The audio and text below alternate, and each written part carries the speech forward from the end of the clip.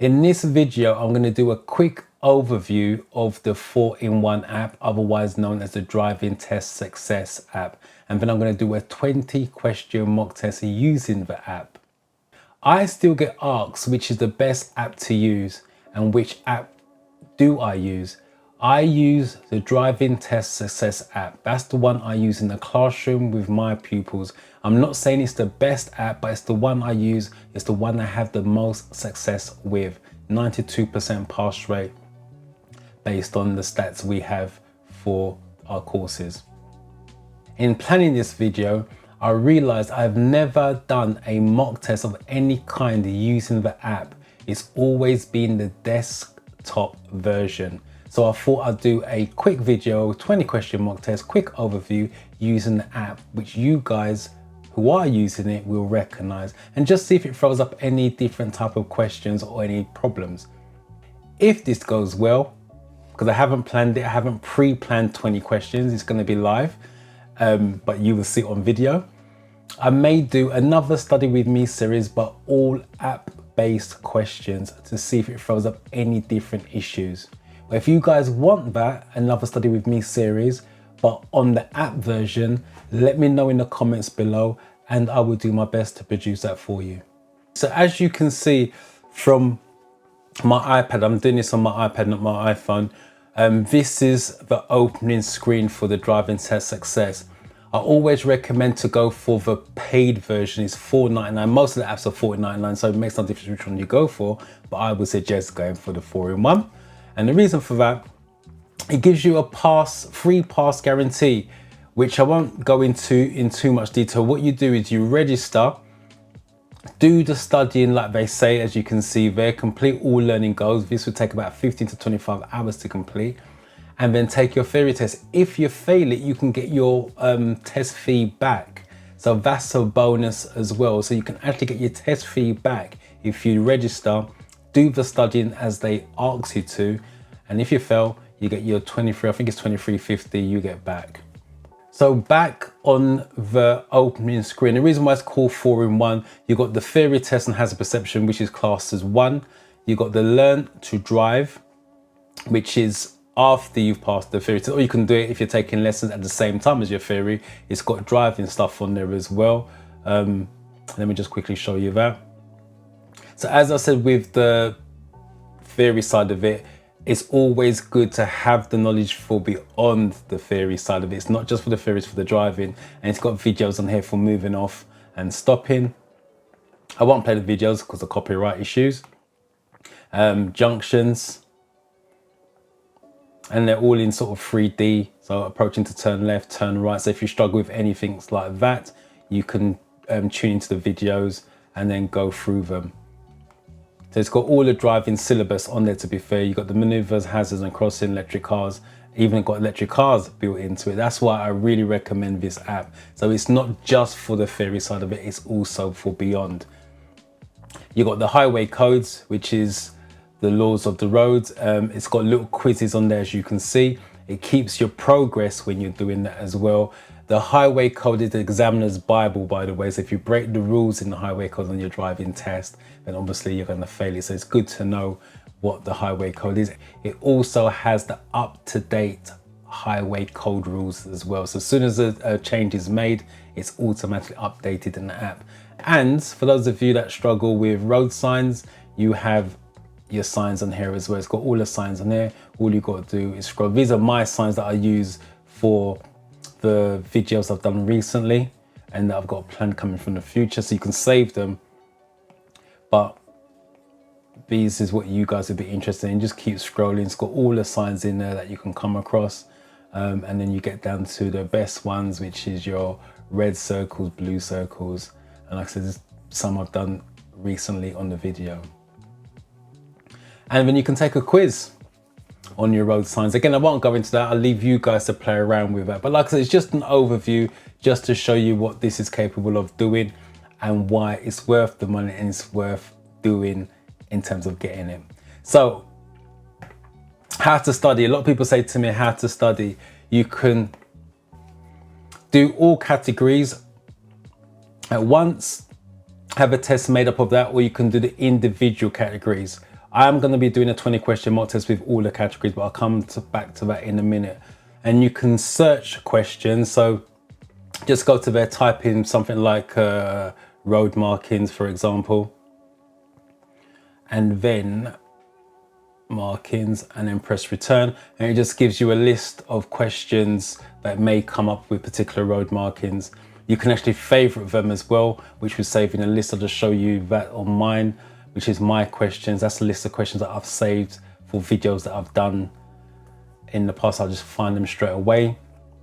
So like I said, you can save your questions, favorite your questions. It monitors your progress. So the more you do, it monitors your progress, gives you an idea of when you're going to be ready for a theory test. It can also show you your hazard perception practice scores as well. So it's pretty comprehensive if you use it in the right manner. It's also got the stopping distance simulator, but the stopping distances, to be fair, you don't need to know the numbers anymore like you used to. It's just double when it's wet and 10 times longer if it's ice and snow. And as we discussed earlier, you've got the learn to drive facility on there as well. So when it comes to doing practice revisions, I'm going to do all the categories, press start, and then you can change the amount of questions. I would suggest when you starting to study, when you're just starting that study, start small, start with 10 questions for each category. Be happy with that. Obviously you want to be getting 8s and 9s, ideally 10 out of 10, but like I said, you're not always going to get all the questions right.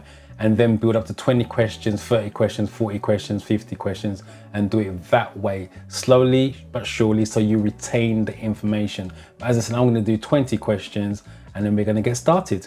Where would you find these flashing red light signals? Level crossings, pelican crossings, motorway exits, zebra crossing. So the answer for this one is going to be level crossings. You see this at level crossings, airports, but for the ferry test, they're normally related to level crossings. How can driving in an eco-safe manner help protect the environment? The golden nugget in there is eco-safe.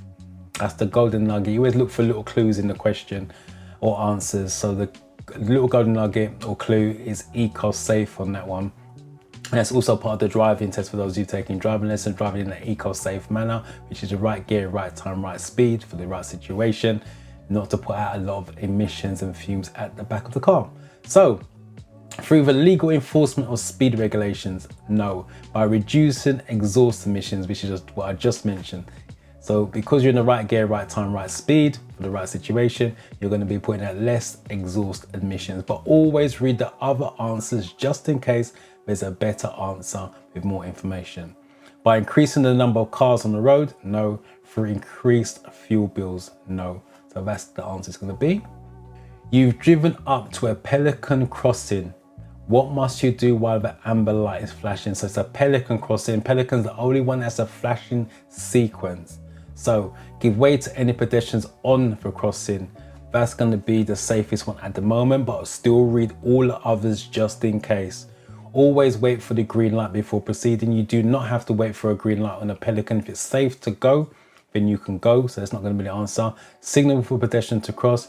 Once you wave, flash your lights for someone to cross the road, your test is over because it can't be safe. Wait for the red light and amber light before proceeding. And the answer to that one is no. So it's going to be the first one that we clicked. Who's responsible for making sure that a vehicle isn't overloaded? So who's responsible? That is going to be driver all day long. If any questions come up, who's responsible for the car, blah, blah, blah, it's driver. No one else, it's driver. So the owner of the items being carried, no. The person who loaded the vehicle, no. The licensing authority, no. The driver of the vehicle, yes. You're the one that's driving. You are now legally responsible, even if someone else did load it up. Don't load up your car anyway. What may help to deter a thief from stealing your car? There's certain options on this, but let's see what they're giving us on this before I go into explanations. Fitting reflective glass windows, no. Etching the registration number on the window, it's going to be that one. Etching is just engraving. Some people use their engine number, some people use the last 4 digits of their phone number, some people use their postcodes. It's just engraving it in the window. The reason for that is because you're going to have the postcode, the numbers, that's going to match with the etching that you did in the windscreen, so the thief can't blag it anymore like they used to back in the day. But still read all the other answers.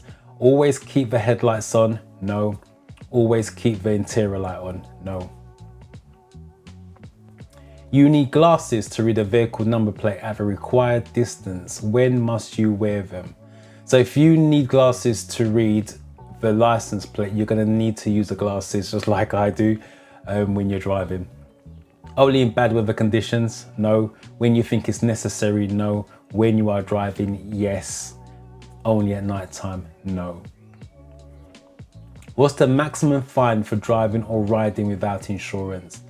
Now, it used to be 5,000, but now change that to unlimited. So the answer is going to be unlimited. They can charge you what you want if you get caught with no insurance. So 500, no. 5,000, that's the old number.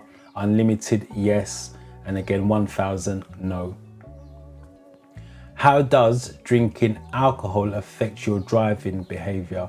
Soon as you take a sip of alcohol, it starts to affect you. You just don't realize how much it affects you, and it affects everybody differently. So as soon as you take a sip, it starts to affect you. So the question, how does drinking alcohol affect your driving behavior? It increases concentration, no. It improves judgment skills, no. It increases confidence, yes. It leads to faster reactions, no. The reason why it increases confidence, you think about when people get drunk, get into fights, because they think they can take on the whole world basically. It's in that type of thing. It's just misinformed judgment. Misinformed judgment is the answer to that, really. So it increases confidence. Who's legally responsible for ensuring that a vehicle's registration certificate, otherwise known as the V5C document, is updated? It's going to be the registered keeper of the vehicle. So the licensing authority, no. The vehicle manufacturer, no. The insurance company, no. The registered keeper of the vehicle, the person who is registered on that document, needs to make sure it's legal. How far are you allowed to reverse? So how far are you allowed to reverse down the road basically? As far as it takes to reverse around the corner? No. No more than a car's length, no. No further than is necessary. So you can reverse back as much as it's necessary, not as much as you want to. It's got to be a necessary thing. So it's going to be that one, but I always read for the other answer or the last one. The length of a residential street, and the answer is no to that one. You see this double white line along the center of the road. When may you park on the left? Now, the thing with the app as well, a lot of people don't realize, especially when we do this in the classroom, they're talking about the broken line. Remember, with images, you're going from bottom to top. They're talking about the broken line on the right-hand side. You can tap the image and increase it. So if you are using the app, you can tap the image and you can increase it. Have a better look. As I always say, look at the image first and then go to the answer. So I will repeat, they're talking about the lines that are broken on your right-hand side because you're going from bottom to top. And then you just tap on it and it goes back to normal. That's a parking restriction. So you can set down your passengers, pick them up, but you can't wait for them. To pick up or set down passengers, the first one out of the hat, but always read the others just in case. When there are no yellow lines, during the daylight hours only, if a line nearest to you is broken. That's the common answer in the classroom when we get this question, but it's actually a parking restriction. Set your passengers down, pick them up, move on, whatever the case may be. What should you do if your anti-lock brakes, which is ABS, stands for anti-lock brakes, warning light stays on? If it stays on, you're going to need to get it checked out. Have the brakes checked immediately. That's a possible, let's mark that. Check the foot brake, free play, no. Check the brake fluid level, no. Check that the parking brake is released, no. It's the first one. So if any lights stay on for a length of time, you need to get them checked out as soon as possible. When will your vehicle use more fuel? When its tires are of different makes, it makes no difference, so that's no. When its tires are new, no. When your tires are underinflated, in other words, when your tires are flat, answer is yes. So think about a ball. If a ball is flat, you have to throw it down harder for it to get a higher bounce. That's the type of thing you're talking about. So it's going to work harder if your tires are flat. when its tires are overinflated. If it's overinflated, it's going to bounce higher if that's the ball. So the answer is no to that one. So it's the one that we ticked. Which lights should you switch on when daytime visibility is poor but not seriously reduced? If you watch my previous videos, I always say if it's a bog standard question about lights, it's going to be dipped headlights or headlights. They can word it either way. All they're saying is poor visibility, nothing special. So we're looking for headlights or dipped headlights. So rear fog lights, no, didn't mention fog. Headlights and fog lights, again, no fog was mentioned. Front fog lights, again, no fog was mentioned, and dip headlights is the one we're looking for. At an incident, how could you help a casualty who has stopped breathing? So try to give them something to drink. You should never give anyone food or drink at the scene of an incident for health reasons. Keep their head tilted forward as far as possible. You never tilt someone's head forward. If you want them to breathe, you're going to tilt their head backwards so the throat becomes straight. Raise their legs to help with circulation, no. Follow the DRABC code, it's going to be that one. And if you don't know what DRABC stands for, it stands for danger. Assess the danger and the risk to you. R is get a response from the person that you're trying to help. And the way to get the response is check their airways. Again, tilt the head back so the throat becomes straight. Check their breathing by listening. That's a theory test question in itself. Listen for at least 10 seconds and do check for circulation, which is checking for a pulse. So that's what DRABC stands for: danger, response, airways, breathing, and check your circuits. Check their circulation, not yours, check their circulation. You're driving at night. What should you do if you're dazzled by headlights coming towards you? Now, if you don't know what dazzled mean in terms of driving, dazzle means temporary blindness, just being blinded by their bright light, which is normally their main beam. So slow down or stop, yeah, because if you're blinded, you can't see. Slow down till your eyesight comes back. It's only temporary eyesight loss. Pull down your sun visor, it's night time, so sun visor is not going to be required. Shade your eyes with your hand, no. Flash your main beam headlights, and obviously, no, not safe. When may you use your hazard warning lights while you are driving? On rural roads, try that again, on rural routes after a sign warning of animals, no. On the motorway or unrestricted dual carriageway to warn of a hazard ahead.